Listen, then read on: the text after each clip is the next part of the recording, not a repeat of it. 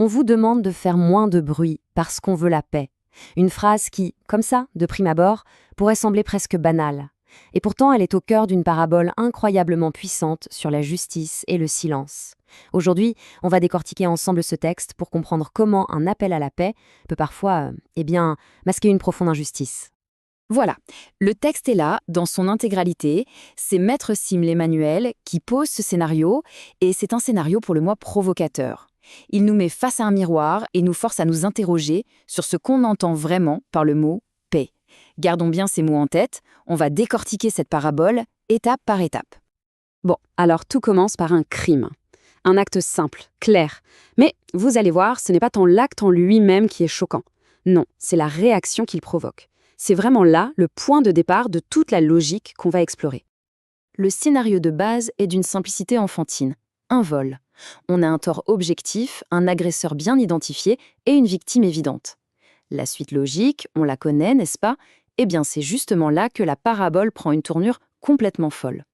Et c'est ici que la tension fondamentale de l'argument explose au grand jour. D'un côté, on a la réaction que la justice attend. On poursuit le coupable, on répare le tort. Logique.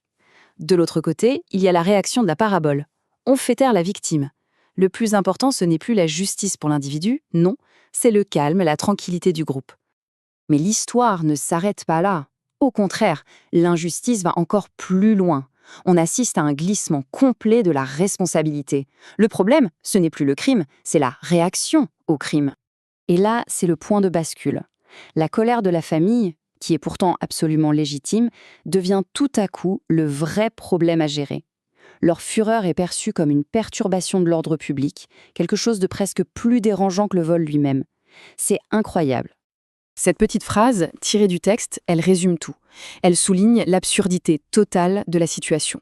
On demande à la victime de gérer les conséquences émotionnelles de ce qu'elle a subi, pendant que l'auteur du crime, lui, est complètement mis de côté. La responsabilité est retournée comme un gant. Et cette logique tordue, perverse, elle atteint maintenant son apogée. Les exigences envers la victime vont devenir de plus en plus extrêmes, jusqu'à devenir presque inconcevables.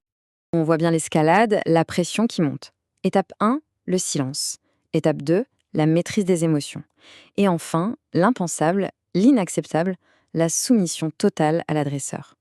C'est un acte qui vient complètement brouiller la frontière entre la victime et le coupable. Et dans ce scénario, refuser n'est pas une option. La parabole se termine sur une menace ultime. Si la victime ne se soumet pas, elle sera punie. Et bien plus sévèrement que le criminel lui-même. La paix n'est plus assurée par la justice, mais par la coercition, par la force. Alors, où est-ce que tout ça nous mêle? L'auteur nous a guidés pas à pas vers une conclusion qui met vraiment mal à l'aise, et surtout vers une question finale absolument redoutable. Voilà, si on résume le parcours. Un crime, puis le calme avant la justice, puis on blâme la victime, et enfin on la force à se soumettre. Chaque point découle du précédent, créant une espèce de chaîne d'injustice qui paraît inévitable. C'est une démonstration brillante de comment le discours de la paix à tout prix peut mener à une perversion totale de la justice. C'est le premier dilemme, le plus fondamental que l'argument soulève. Est-ce qu'une tranquillité de façade, obtenue en forçant les victimes au silence, est-ce qu'on peut vraiment appeler ça la paix? Le deuxième dilemme est encore plus terrible. Faut-il forcer une victime à se soumettre à son agresseur juste au nom de l'ordre? Et ça nous amène directement au défi final que nous lance l'auteur. Et tout finit sur cette question. Ce n'est pas une affirmation, c'est un véritable défi. Un défi lancé à son interlocuteur et par extension à nous tous. Est-ce que c'est vraiment ça la conclusion logique qu'on est censé accepter?